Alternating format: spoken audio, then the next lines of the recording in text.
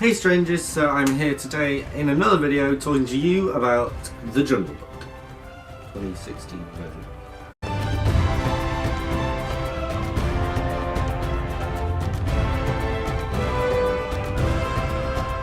Yesterday I went to go and see The Jungle Book and it was absolutely amazing. I'd heard good things, but it really blew me away. So this is just like my little review on the film. So, firstly, I thought it was amazing. The boy, I can't quite remember the boy's name, let me find it. Neil Sethi. So he played Mowgli. I think this was his first role. Yeah, he hasn't really done much else. He did one short film. He's been on a TV series called Made in Hollywood in 2005, and then he was on Jimmy Kimmel as well. But The Jungle Book's like his first big thing. And I just think it was amazing how he managed to pull off such an amazing, acting role for his first film, because he was acting on his own. If you've seen any of the behind the scenes stuff for The Jungle Book, you will just see it's him rolling around in mud and running around and stuff, surrounded by just blue screens everywhere and people filming him. It's just him, and he has to interact with things that aren't there, like trees and plants and stuff, but he also has to talk and act around animals that aren't even there. So when he's talking to Bagheera, the panther from The Jungle Book, he's actually talking to nothing, and there's someone behind the camera just Mowgli, sort of thing. That was a good impression. And yeah, so I think that was an amazing feat of acting for him, especially. I mean, how old is he? He's not very old. He was born in 2003, so I think he's 13. Doesn't say, but yeah. So that's amazing. That was my first thing that I thought was really good about The Jungle Book, and I praise him. Good luck in the future with other stuff you're going to be doing. You're going to be sought after, Neil Sethi. I really liked the voices that they got for the film. I don't understand though, they got Ben Kingsley and Idris Elba, two British voices, two British actors, and they were playing animals that are in the Indian jungle with American sounding animals. So I don't know, Scarlett Johansson was Car the snake, and what's his name? Bill Murray was Baloo. So it was, I don't know, it was a bit weird. I understand why they chose those actors, because they're very big and people know them, and it could be star power, to bring people in to watch the film. Oh, Bill Murray's going to be in the film, so I'm going to go watch it. And they had Christopher Walken as well, who played King Louie, the massive orangutan, and I'll get onto that in a second. But yeah, I just thought it was a bit weird how they had a couple, well probably more than that, British voices alongside the American, because the whole time I was thinking, I was just have they been doing a conservation program where the panther and the tiger have moved from London Zoo and now they're in the Indian jungle? I don't know. Every time he said Mowgli, Bagheera, every time he said Mowgli, it just sounded weird as well. I was Mowgli! Run, Mowgli! And it's just sounded weird, I don't know. But it was very good. I loved the animation of everything. Like I said, pretty much everything was animated apart from what was directly next to Neil Sethi, trees and stuff that he would be climbing on.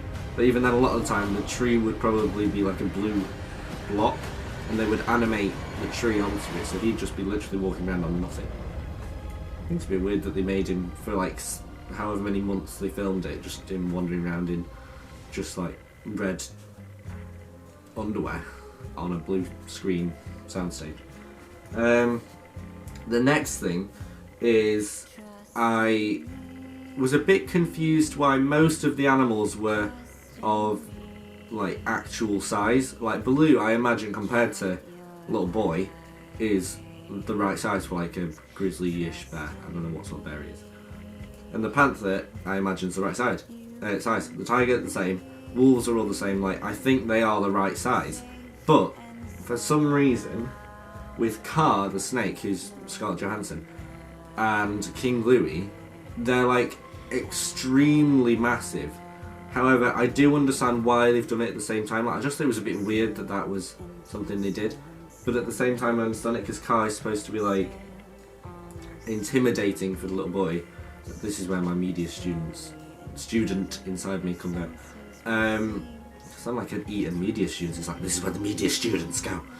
I completely understand it, like, because he's supposed to be supposed to be intimidating and scary towards the little boy because he's only like that, and Snape's massive. I completely get that.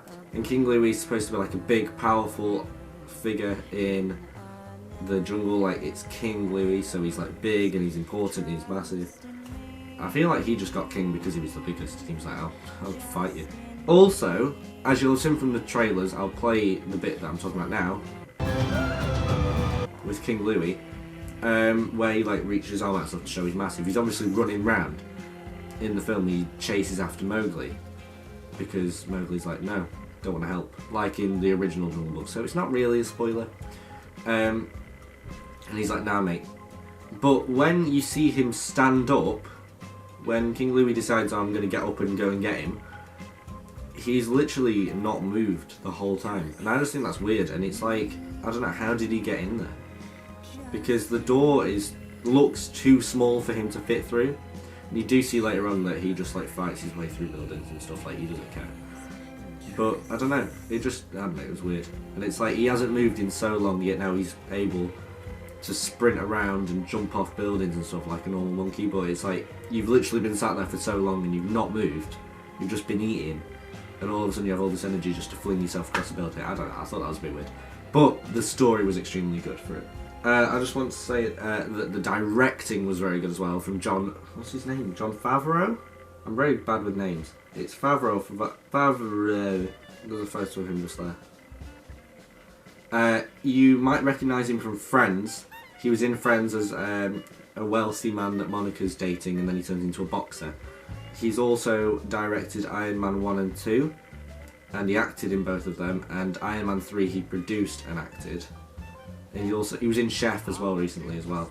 It was really, really good directing, and I do like him because his dream film that he wants to make is a film based around the Magic Kingdom at Walt Disney World, like the theme park. It's based around that, and he said he's got all the scripts, he's got like the sort of plot storyline thing. He just needs to get it going, and I can't wait for that to happen. I want it to, and I want to co-direct it. If you're out there, John, I've got my emails somewhere on my channel. And I would like just to say, you need to go and watch it. It is such an amazing film. It's supposed to be a lot better in 3D. Sorry, in 2D. It's supposed to be, and in like quite a small cinema as well. You're supposed to go and see it. It looks the best in the big cinemas, like the massive multiplexes, like the Odeons and the Views and what they call them, AMC in America. And Cineplex, maybe? You're supposed to go and see them in the big screens with 3D, IMAX if you can. It's supposed to look 10 times better.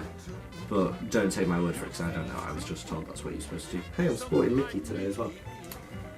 Disney, you should hire me. So yeah, go and see it, go and watch the film, subscribe to my channel, like it and do all those things. And I'll see you in another video. Thanks for watching.